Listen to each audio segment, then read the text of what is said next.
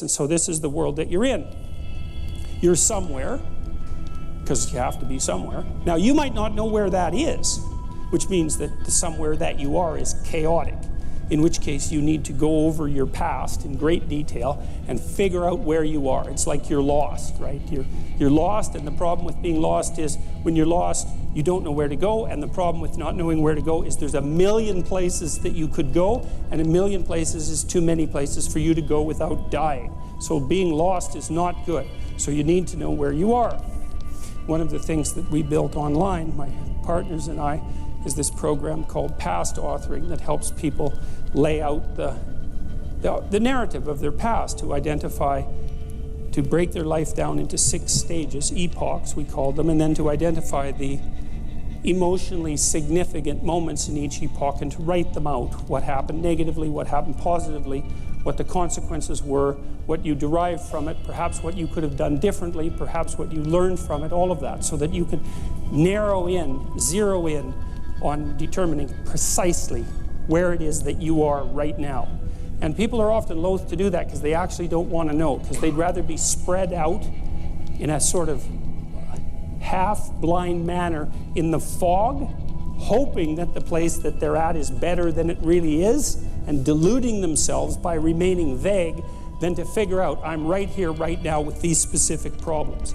But it's actually better to do that, because if you have a set of specific problems, and you've really narrowed them down and really specified them, then you can probably start fixing them, and you can start fixing them in micro ways, bit by bit. But there's no way you can do that without knowing where you are. It's impossible. And you can kind of tell if you don't know where you are. It's quite straightforward.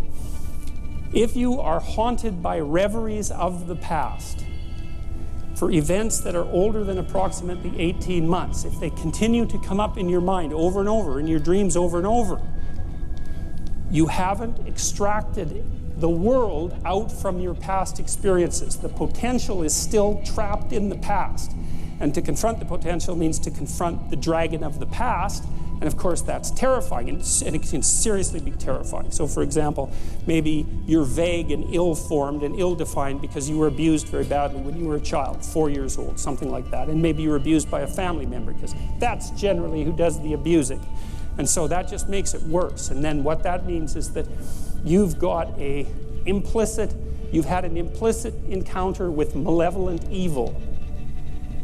You've had a direct encounter with malevolent evil, but you have an implicit hypothesis of malevolent evil that's plaguing you. It's still there. It's trapped in the memories, right?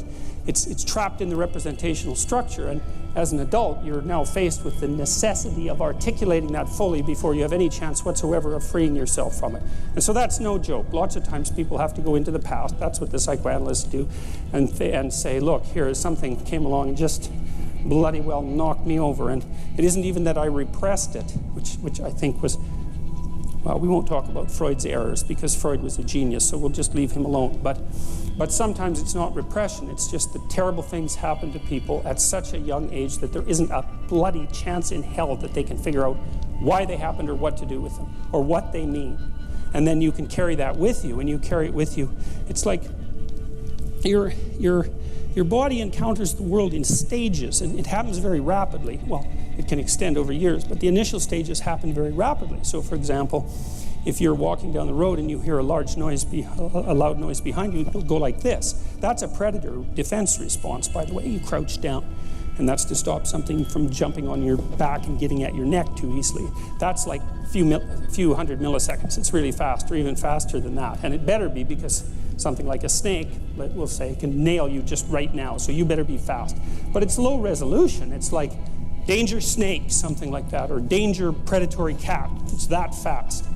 And then you can unravel that and categorize it, but that takes time.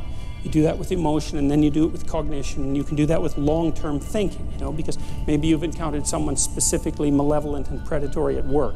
That happens to people a lot, who's operating as a destructive bully and who seems to have no positive function whatsoever and is only living that out.